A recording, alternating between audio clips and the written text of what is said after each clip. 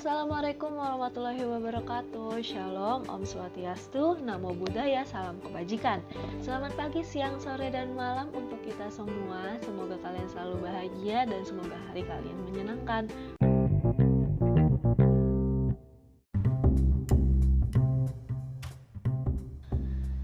Perkenalkan, nama aku Dion Nufania atau biasa dipanggil Divan Tanjung. Aku mahasiswi psikologi semester 7 dari Unisma atau Universitas Islam 45 Bekasi. Aku ingin membahas sesuatu yang menjadi ketakutan atau menjadi perhatian para orang tua apalagi di masa pandemi ini, yaitu game online pada anak-anak. Game online sendiri itu apa sih? Game online adalah permainan yang dimainkan dengan menggunakan perangkat keras atau hardware, misalnya mobil smartphone kayak Android, iPhone, lalu PlayStation, Xbox, dan komputer. Game online itu terbagi dari beberapa jenis genre, yaitu Real Time Strategy atau RTS, First Person Shooter atau FPS, Role Playing Games atau RPG, dan masih banyak lagi jenisnya menurut Pritandio di tahun 2017. Game online sendiri memberikan dampak positif dan negatif nih. Dampak positifnya apa aja sih? Dampak positifnya diantaranya mengasah keterampilan, mengambil keputusan, memecahkan masalah, kreativitas, kecepatan berpikir, dan memelihara interaksi sosial tentunya. Lalu dampak negatifnya apa aja? Dampak negatif terjadi jika terlalu larut dalam bermain game, adalah menyebabkan efek ketagihan, pemborosan, mengganggu kesehatan, dan dampak psikologis seperti tingkah laku agresif menurut Hidayat AS dalam Carana Nirmala dan Sandi Kartasasmita di tahun 2013. Lalu pada akhir tahun 2017, World Health Organization atau WHO mengemukakan dalam International Classification of Disease atau ICD 11 Edition Revision menetapkan kecanduan game atau Internet Game Disorder sebagai penyakit gangguan mental menurut Lana Parek di tahun 2018. Internet Gaming Disorder itu apa? Yaitu didefinisikan sebagai pola perilaku gaming yang dicirikan dengan terganggunya kontrol diri akibat bermain game, peningkatan prioritas yang semakin banyak terhadap gamenya dibandingkan melakukan minat dan aktivitas sehari-hari kayak sekolah, makan, atau ke kamar kecil. Hal ini berlangsung terus-menerus dan semakin meningkat walaupun tidak menyebabkan konsekuensi negatif nih menurut WHO 2018.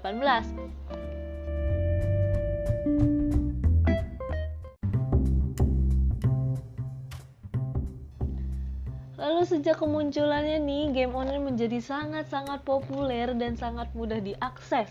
Game online dapat dimainkan di berbagai platform seperti PC, lalu ada konsol game, smartphone. Lalu saat ini tuh apa sih game-game yang lagi banyak atau dimainkan oleh para anak-anak atau remaja?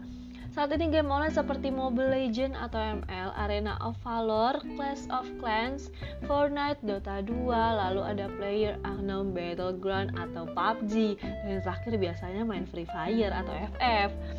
Lalu pada Guman dan Griffith di tahun 2012 menjelaskan nih ada masalah yang timbul dari aktivitas bermain game online yang berlebihan.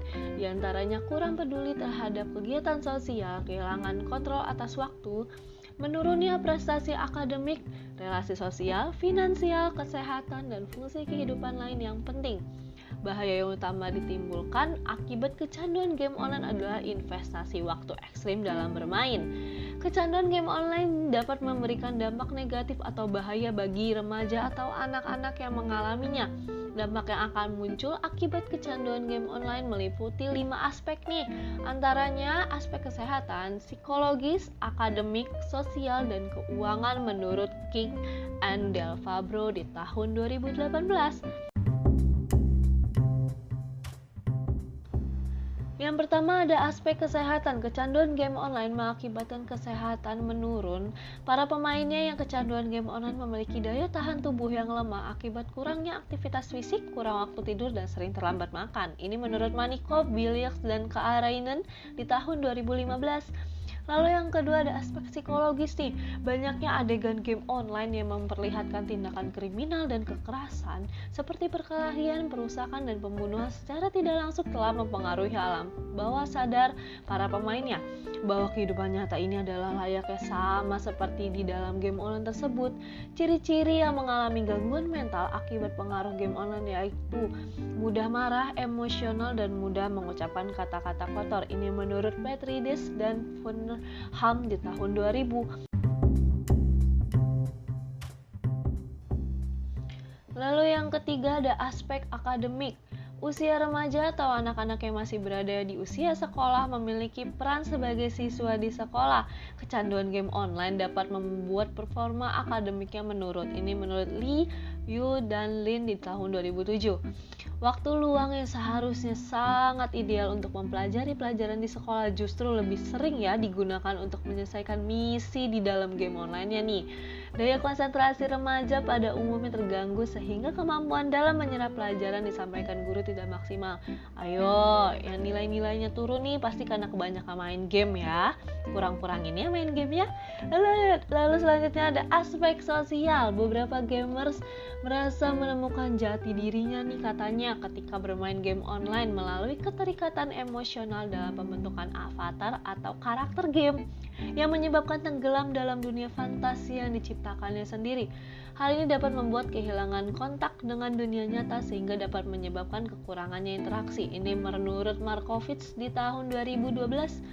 Meskipun ditemukan bahwa terjadi peningkatan sosialisasi secara online, namun di saat yang sama juga ditemukan penurunan sosialisasi di kehidupan nyata. Ini menurut Williams di tahun 2006.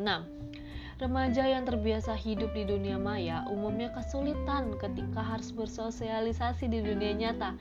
Sifat antisosial, tidak memiliki keinginan untuk berbaur dengan masyarakat, keluarga, dan juga teman-teman adalah ciri-ciri yang ditunjukkan remaja yang kecanduan game online. Ini menurut Sandi dan Hidayat tahun 2019. Ayo, kebanyakan teman online-nya atau kebanyakan teman di offline-nya nih. Lalu terakhir ada aspek keuangan. Bermain game online terkadang membutuhkan biaya untuk membeli voucher saja supaya tetap bisa memainkan salah satu jenis game online dibutuhkan biaya yang tidak sedikit ternyata. Remaja yang belum memiliki penghasilan sendiri dapat melakukan kebohongan kepada orang tuanya serta melakukan berbagai cara termasuk pencurian agar dapat memainkan game online. Hal ini sesuai dengan hasil penelitian Chen et al. Di tahun 2015. Dia mengemukakan bahwa mayoritas kejahatan game online ialah pencurian dengan persenan 73,7% dan penipuan di 20,2%. Penelitian ini juga menemukan bahwa usia pelaku kejahatan akibat game online adalah remaja usia sekolah. Setelah aku menceritakan tentang aspek-aspek ini, coba perhatikan bagaimana anak-anak di dalam permainan game online. Apakah bermain dalam keadaan menyenangkan atau dalam keadaan kesal atau dalam keadaan marah, itu semua bisa dilihat bahwa ia sedikit memiliki kecanduan dalam bermain game online. Biasanya nih abis sekolah, aduh aku udah kelar sekolah nih, aku main game ya. Aduh aku udah kelar les nih, aku main game ya. Ayo, itu menjadi warning untuk bunda-bunda atau para orang tua di rumah untuk memperhatikan namanya screening time.